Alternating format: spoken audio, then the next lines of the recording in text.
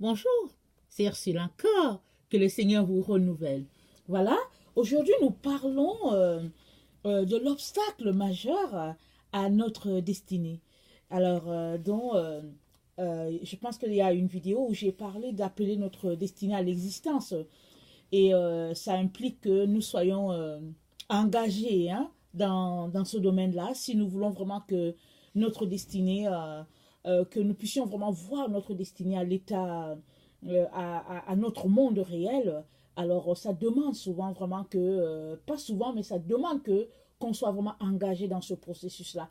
Parce que sinon, la destinée, elle peut juste rester au niveau du monde spirituel et il se pourrait qu'on ne la voit jamais ou bien qu'on ne puisse jamais réaliser qu'au fait on avait une destinée à accomplir parce que, bon, vraiment, on n'a pas eu connaissance qu'on devait être impliqué dans ce processus-là.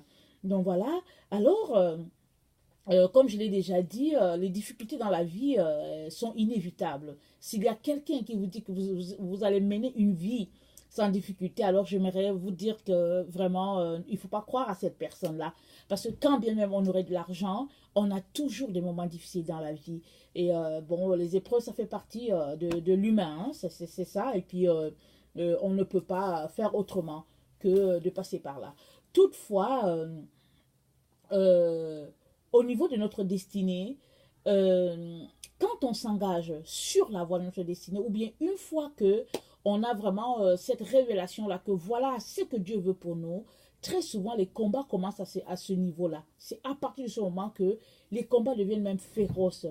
Alors que en principe, ça ne devait pas être. Parce qu'on se dit, mais si Dieu m'a dit que c'est ça le chemin, comment se fait-il que je suis tant combattu? Je ne sais pas si vous avez déjà dit ça. Nous, on s'est souvent dit ça, mon mari et moi.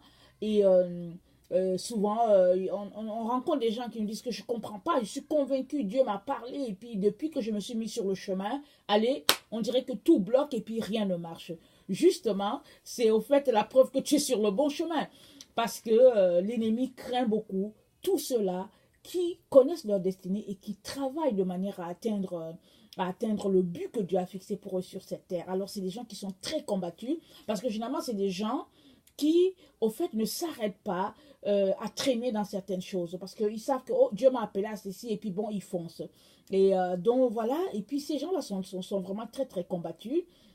Alors, on a déjà besoin de se faire ça, à se faire à cette idée-là que on sera combattu et puis peut-être de la façon la plus féroce et puis très souvent même avec les personnes qu'on pensait que les personnes allaient nous soutenir et puis généralement c'est elles qui vont nous combattre.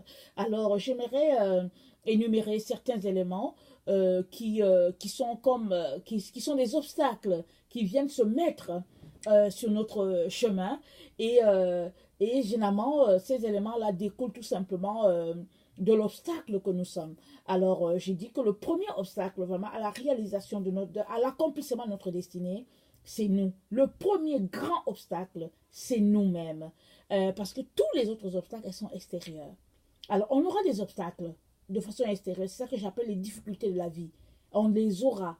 Mais le plus grand obstacle que tu auras sur ton chemin, quand viendra le moment pour toi d'accomplir ta destinée, ça sera toi-même. Alors, le premier élément que je vais mentionner, c'est qu'il ne faut pas que tu comptes sur quelqu'un pour t'aider à accomplir ta destinée. Ne compte sur personne qui t'aiderait à accomplir ce que Dieu t'a dit de faire. Si la personne trouve bon de te donner un coup de main, c'est que c'est Dieu qui aura parlé à la personne de dire, ah, va donner un coup de main à Viviane ou bien à Flavien. Sinon, vas-y et celui qui t'a dit de faire cette chose-là sera avec toi. Dieu sera toujours avec toi et il va mettre les personnes sur ton chemin, mais ne compte pas sur eux, ne mets pas ton espoir sur eux parce ils vont te faire dévier du chemin. Ils peuvent peut-être t'amener à faire ce qu'eux ils veulent parce que ben, c'est comme ça, la vie elle est comme ça. Et l'autre élément que je vais aussi mentionner dans ta vie qui peut t'empêcher de réaliser ce que Dieu a pour toi, c'est tes pensées. Alors, assure-toi que tes pensées sont en harmonie avec les pensées de Dieu. Et souvent, vous savez que Dieu est saint. Hein? Dieu est saint, il est pur. Et avec lui, il n'y a pas de péché, il n'y a pas de compromis possible. Alors, si tes pensées sont des pensées souillées, et que Dieu t'a appelé à faire quelque chose, alors ce serait bien que tu règles déjà les problèmes de tes pensées, que tu alignes tes pensées à ce que Dieu croit, que tu prennes la Bible, que tu regardes qu'est-ce que Dieu pense vraiment et que tu alignes tes pensées. Exemple, tu es quelqu'un qui est vraiment, par exemple, porté à mener une vie de bar ou bien de boîte de nuit, exemple. Et Dieu t'appelle, par exemple, oui, à jouer de la musique pour lui. Bon, tu aimes aussi la vie des bars, mais tu aimes aussi le ministère de louange. Et généralement, tu peux pas faire les deux. Parce que tu seras piètre dans ton ministère de louange, vu que dans les autres, en soirée, par exemple, tu vas aller dans les boîtes de nuit. Donc, il est important que tu te concentres complètement, que tu te consacres, pardon, complètement à ton Dieu. Si, par exemple, tu as cette conviction-là que Dieu t'a appelé à diriger à la louange, à être un chantre pour lui, alors tu ne peux pas faire les deux. Donc, ça, c'est l'exemple que je prends en disant que il est important qu'on aligne nos pensées avec les pensées de l'Éternel. Et l'autre élément qui est important aussi, que il faut que tu regardes à ton niveau, c'est qu'il faut que tu arrêtes de procrastiner. Parce que la procrastination fait que finalement, on fait rien dans la vie. Et la Bible, dans Proverbe, parle de paresse. Aujourd'hui, très souvent, on n'aime pas beaucoup parler de paresse. On dit, bon, je procrastine et tout. Mais très souvent, c'est toujours de remettre à demain. Et puis souvent, si on regarde ce qui est en dessous, ce qui nous fait remettre à demain, souvent, c'est juste la paresse. Souvent, c'est qu'on aime surfer sur Internet. On prend notre ordinateur ou bien nos tablettes, et puis bon, on est là-dessus, et puis on procrastine, alors qu'on a besoin de se lever et puis de mettre un programme en place pour pouvoir aller dans la direction que Dieu veut pour nous. Alors, il est donc important vraiment qu'on puisse régler ce problème-là. Et puis, l'autre élément, c'est que il faut qu'on établisse un plan pour atteindre nos objectifs. Parce que si Dieu te dit de te lever et puis d'aller au point D, et que tu sais que tu dois partir du point A, alors il faut que tu passes par le point B et le point C. Donc il faut que tu mettes en place un plan pour atteindre tes objectifs. Alors c'est important de commencer par les tout petits objectifs afin d'atteindre l'objectif final. Parce que très souvent, surtout quand on a entendu Dieu, en tout cas on a la grosse tête, hein, la tête elle est vraiment grosse, on s'est dit Dieu m'a parlé, je veux faire ceci, je veux faire cela. Or avec le Seigneur, c'est des petits pas. C'est des petits projets. Alors Dieu te dit toujours, va avec la force que tu as. Il ne te dit pas d'aller avec la force que l'autre a, mais toi, va avec la force que tu as. Ne pense pas à l'autre. Pense à toi. Qu'est-ce que tu es capable de faire aujourd'hui? Alors si tu es capable de faire 10 pas, alors aujourd'hui fais tes 10 pas. Ne compte pas sur quelqu'un pour t'aider à faire 30 pas. Fais tes 10 pas. Demain, tu feras 10 autres pas. Et si chaque jour, tu te comportes comme ça, à la fin, par exemple, de 3 mois, tu auras vu que peut-être que tu auras fait 3000 pas. Voilà, mais si on se reste, on regarde, on se dit, oh, le chemin est long, bon, je veux me lever un jour et puis je veux faire les 3000 pas en un seul coup, ce sera difficile, c'est même irréaliste. Parce que si tu n'es pas capable de faire 10 pas, comment se fait-il que tu pourras être capable de faire 3000 pas, par exemple? Donc, voilà, ça, c'est des éléments vraiment très importants à considérer. Et aussi, il ne faut pas craindre de poser les actions. Vous savez, souvent, on a peur de poser les actions parce qu'on se dit, oh, et puis si ça ne marche pas, et puis si ça échoue, et puis bon, on est là, on tourne en rond, et puis bon, finalement, on fait rien. On fait rien. Alors, c'est important de poser des actions. C'est pas grave si tu fais des erreurs. Alors, on apprend par nos erreurs. Mais si tu es quelqu'un qui a une certaine fierté, qui ne veut jamais te tromper, qui ne veut pas faire des erreurs, ça veut dire que tu vas jamais apprendre. Là, justement, j'ouvre une parenthèse pour parler aux parents, parce qu'il y a certains parents qui ne veulent pas que leurs enfants expérimentent certaines choses. Par exemple, l'enfant te dit que, maman, au fait, je sens tout simplement que je dois aller en architecture. La mère dit, oh non, non, non, écoute, moi, je ne te vois pas là-bas, je trouve que tu es un médecin, et puis ça.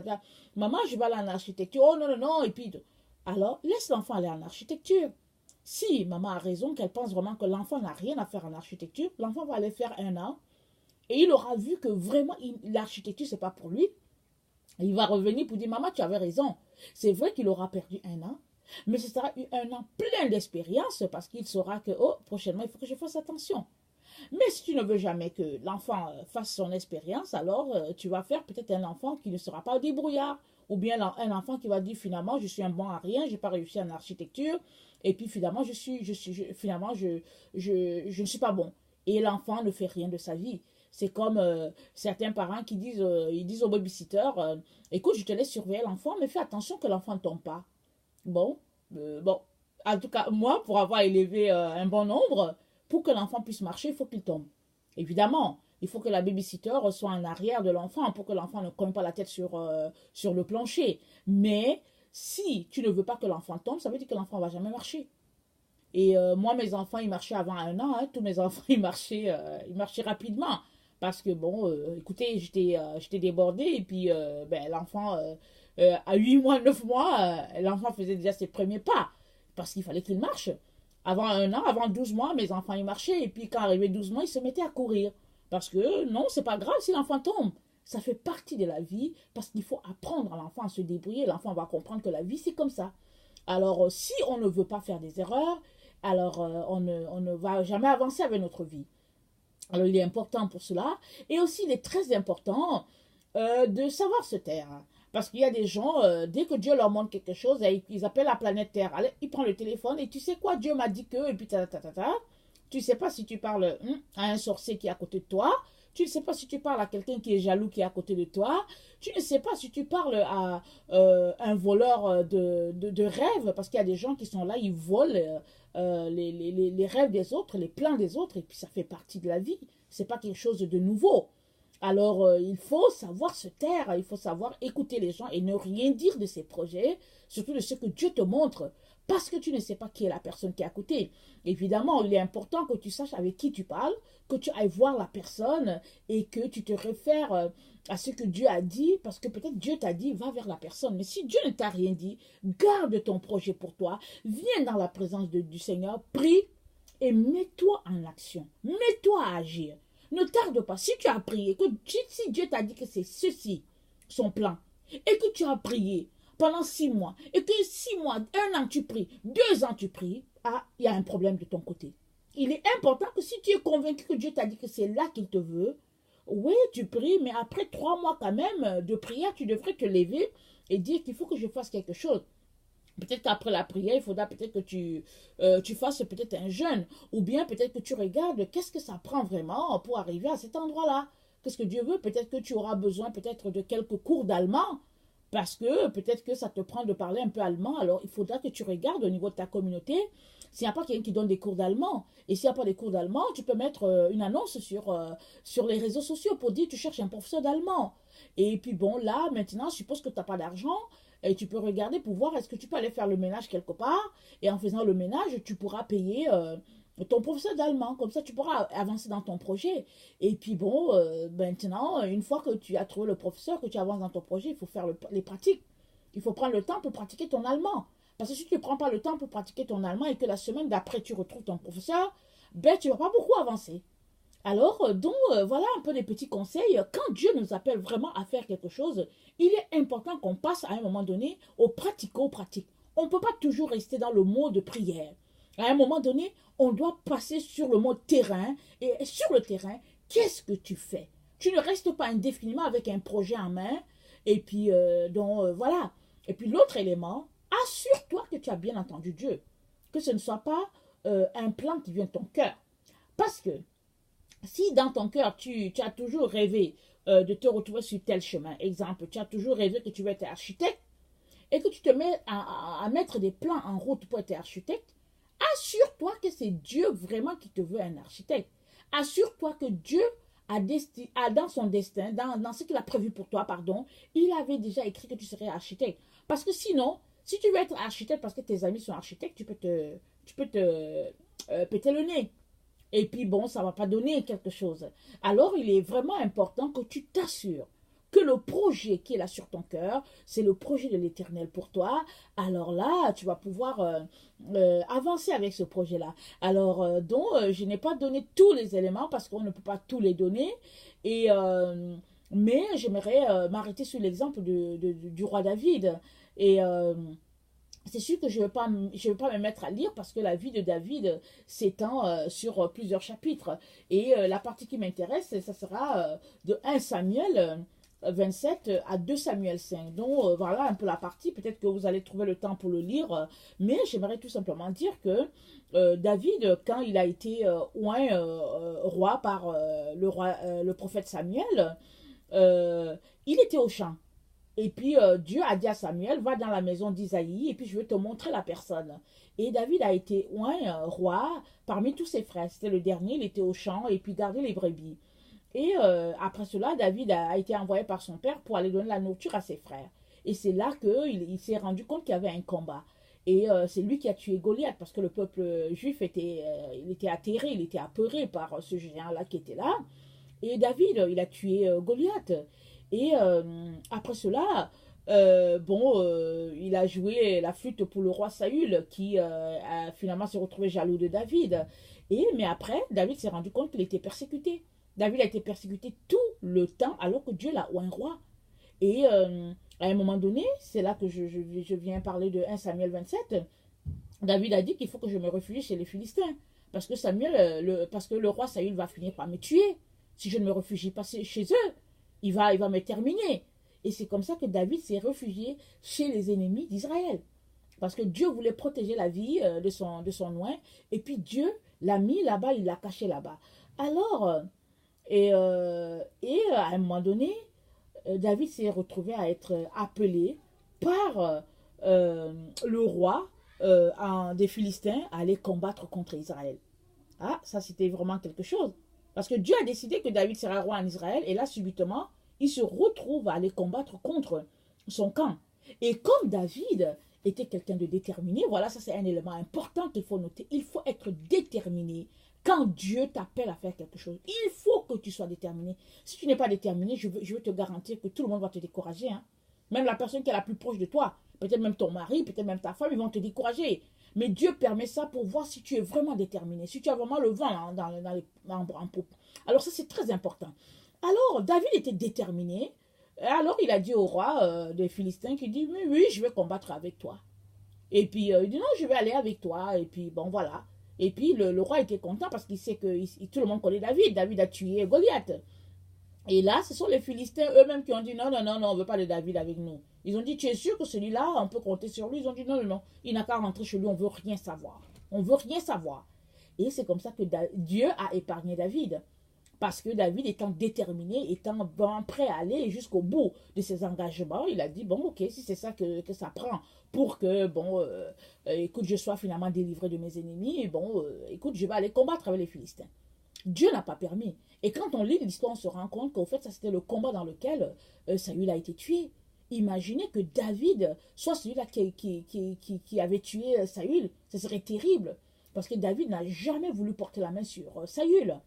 Et Dieu a épargné David. Dieu lui-même s'est organisé pour que les Philistins disent non, on ne veut pas de toi. Et pendant que David est retourné, parce qu'il était déjà allé sur le champ de bataille, alors que David retournait, il est retourné, c'est comme ça que quelqu'un veut lui annoncer que bon, on a tout pris chez toi. On a pris ta femme, tes enfants, ton bétail, et on a pris tous tes serviteurs et tout ça. Et David est allé encore, vraiment, il a couru après ses ennemis, et puis il a pu arracher tout ce qui lui appartenait. Et quand il est revenu vraiment de ce combat-là, c'est comme ça qu'il a appris, il était assis là, et vraiment dans la fatigue et tout, c'est comme ça qu'il a appris que le roi Saül était mort. Alors ce n'était pas David qui avait tué le roi Saül, ce n'était pas David qui était allé combattre du côté des Philistins pour après être appelé celui-là qui a tué Saül. Ça aurait été grave en Israël. Mais Dieu est tellement bon que quand tu es déterminé à faire sa volonté, je vous dis que Dieu va t'aider à ne pas te retrouver sur un chemin, où l'ennemi te tend un piège. Alors, donc David a pu vraiment s'en sortir et après cela, David a demandé au Seigneur, il a dit que mais est-ce que je monterai quand même, maintenant que le roi Saül est mort, est-ce que je vais monter? Dieu l'a dit monte. Et il est monté, il est arrivé et puis il a été établi roi en Juda, je pense que pendant 3 ans et demi, si je me trompe. Et après cela, mais vous savez que pendant que David était roi en Juda, les combats ont continué entre le camp de David et puis le camp de la famille Saül. Ça a continué et puis finalement, ce n'est qu'à 2 Samuel 5 que les gens qui combattaient par Saül c'est dit, toutes les tribus d'Israël vinrent auprès de David à Hébron et dirent, voici nous sommes tes os et ta chair. Donc voilà, c'est là que les gens se sont vraiment finalement rendus à David. Mais comment comprendre que David, celui qui a été oint par l'Éternel pour être roi en Israël, ait vécu tant de combats? Parce que au fait, Si Dieu te oint, n'est-ce pas que ça devrait être facile, non? Et vous devez vous dire, mais David a connu tant de combats, parce que Dieu dit dans sa parole qu'il exerce nos mains au combat. Alors quand Dieu nous appelle, d'ici là que la chose se réalise, il nous fait passer par des épreuves. Et les épreuves par lesquelles il nous fait passer, c'est des épreuves qui nous forment, qui nous rendent aguerris à cette tâche-là que Dieu nous a appelés à faire. Et après cela, Dieu lui-même, pendant qu'on est en train de combattre, il nous fait vraiment esquiver tous les pièges de l'ennemi, et c'est comme ça qu'on s'en sort victorieux. Et puis c'est comme ça que David est devenu finalement roi en Israël après plusieurs combats. Et si on continue de lire l'histoire de David, on va se rendre compte qu'à un moment donné, David a encore été un obstacle à son propre épanouissement. C'est que, au fait, il était sur son toit et puis il n'est pas allé au combat ce jour-là. Il s'est trouvé fatigué, il voulait un peu relaxer. C'est comme ça qu'il est tombé sur Bathsheba. Et puis on sait tout ce que son cœur a fait. Il a envié la femme d'autrui. Il a pris la femme d'autrui. Il a tué son mari. Et ça, c'est un élément qui a entaché vraiment la royauté de David. Mais Dieu a permis pour que David puisse voir son cœur. Parce que ce cœur-là ne pouvait pas être un cœur qui allait se retrouver devant Dieu. Parce que vous savez quoi? Dans notre marche avec le Seigneur, sur notre cheminement, Dieu fait toujours qu'à un moment donné, il nous expose notre cœur. Et on regarde, on voit que, oh là là, je ne savais pas que je pouvais voler quelque chose dans un magasin. Et tu regardes, tu dis, waouh, je ne savais pas que j'avais ce problème-là de vol. Et là, tu viens demander pardon au Seigneur. Et dans le cas de David, David, on sait qu'il avait 2 ou 3 femmes, mais de là à venir arracher la femme de quelqu'un et après camoufler la chose et puis faire comme si on n'a rien fait et puis mettre le mari au combat pour que le mari tue, ça, je pense que David n'a jamais pensé que son cœur était ainsi. Et quand Dieu lui a montré ce cœur-là, David s'est humilié, il s'est repenti, c'était vraiment quelque chose de terrible et on voit toutes les conséquences parce qu'après la maison de David, il y a eu l'inceste, il y a eu plein de choses, il y a eu des meurtres. Mais Dieu a réhabilité David pour que David continue son combat parce que Dieu l'a appelé à être roi. David est mort étant roi. Donc tout cela pour vous dire que l'obstacle majeur sur le chemin de notre destinée, c'est nous-mêmes. C'est notre caractère, c'est ce que nous sommes, la personne que nous sommes. Mais ça n'empêche pas Dieu de nous envoyer sur le chemin pour lequel il a pour nous. Parce que Dieu ne cherche pas les personnes parfaites. Il sait déjà que nous sommes des personnes imparfaites. Il veut tout simplement nous équiper pour qu'on puisse accomplir ce qu'il a pour nous. Est-ce que nous voulons vraiment faire ce que Dieu a pour nous? C'est pourquoi je dis que l'obstacle majeur à ta destinée, c'est toi-même. Est-ce que tu t'arrêtes pour savoir qu'est-ce que Dieu t'a dit? Est-ce que Dieu t'a vraiment parlé? Et s'il t'a parlé, qu'est-ce qu'il t'a dit? Et souvent, en fait, on ne reconnaît plus ce que Dieu nous a dit parce qu'on a oublié ça, soit dans nos études, soit dans la recherche de la carrière après laquelle on court. Alors, il est très souvent important qu'on retourne à notre enfance. Moi, j'aime beaucoup renvoyer les gens à l'enfance pour savoir ce qu'ils auraient aimé faire quand ils étaient petits. Généralement, un enfant de 4 ans, entre 4 ans et puis peut-être 10 ans, il va te dire « Oh, j'aime être ceci ». Et puis très souvent, c'est la vérité. Très souvent, c'est la vérité. S'il n'a pas été influencé par ses camarades, il va te donner son cœur. Et puis très souvent, au fait, c'est Dieu qui a vraiment mis ce désir-là dans le cœur. Parce que Dieu parle à l'humain par son cœur. Il dit, j'ai mis dans leur cœur les pensées de l'éternité. Il a mis ça, il a ancré en nous ce qu'il nous a appelé à faire. Donc voilà, j'aimerais vraiment nous encourager à prendre le temps devant le Seigneur pour voir vraiment si nous sommes en train de travailler à notre destinée et puis si nous sommes vraiment en train de travailler cela et c'est de voir est-ce que nous sommes sur le droit chemin. Et puis si nous ne sommes pas en train de travailler, c'est aussi de voir qu'est-ce qui nous bloque. Et si c'est à un autre niveau que le blocus se trouve, n'hésitons pas à aller voir le Père pour lui demander de l'aide. Parce que je peux vous parler de beaucoup de choses, mais moi je l'ai vu avec ma vie. Plusieurs fois, quand Dieu m'a parlé, quand je me suis retrouvée sur le chemin de ma destinée, à chaque étape, il y avait quelque chose qui bloquait. Et chaque fois que j'arrivais à pointer la chose, le Seigneur me montrait toujours que c'était à mon niveau. La chose se passait à nous monde souvent, c'était que en fait, je n'épousais plus les pensées de Dieu et puis c'est comme, non, moi je trouve ça difficile. Comme quand le Seigneur m'avait dit que il veut pas que je me lance dans ces affaires de méthodes contraceptives et tout. J'ai trouvé que, oh cool, c'était bien, le Seigneur m'a parlé, alléluia. Mais moi, je pensais qu'il allait me dire peut-être de faire 3 ou 4 enfants. En tout cas, mon maximum, c'était 4. Et là, quand je suis arrivée au niveau du 5e, j'étais bloquée. Je n'arrivais plus à avancer. Mais Dieu est tellement bon qu'il a suscité des personnes par-ci et là pour leur parler. Dans des rêves, il les a réveillés parce qu'il voulait que j'accomplisse ce pourquoi il m'a appelé. Alors, ces personnes ont prié pour moi, elles m'ont appelé, elles m'ont donné des paroles, elles m'ont soutenu quand j'ai accouché. En tout cas, Dieu a mis vraiment des personnes sur mon chemin afin que je puisse réaliser ce côté-là de ma vie. Alors, c'est juste, je vous donne juste ce petit exemple-là pour vous dire que jamais Dieu ne va vous abandonner seul. Dieu va toujours envoyer des personnes sur votre chemin pour vous aider. Mais si Dieu n'envoie pas les personnes, ne comptez pas sur les personnes pour vous aider à accomplir parce que vraiment, ils ne pourront pas parce qu'eux aussi, ils ont leur destinée à accomplir. La personne vers laquelle on doit se tourner, c'est notre Père. Et puis, pourquoi c'est important que nous accomplissions notre destinée? C'est qu'un jour, on va se trouver devant Dieu pour rendre compte de nos faits et gestes. Dieu t'a appelé à quelque chose, il m'a appelé à quelque chose, il a appelé chaque être humain à quelque chose. Alors, nous devons nous retrouver devant lui, accomplir cela parce qu'un jour, devant lui, nous lui dirons, papa, nous avons fait ceci, ou bien papa, nous n'avons pas fait cela. Alors c'est ça, je n'aimerais pas terminer ce sujet en nous rappelant que Jésus est à la porte. Vraiment, les choses sont en train de se dérouler sous nos yeux, et vraiment, ne négligeons pas cette vérité-là, que Jésus arrive. Jésus est à la porte.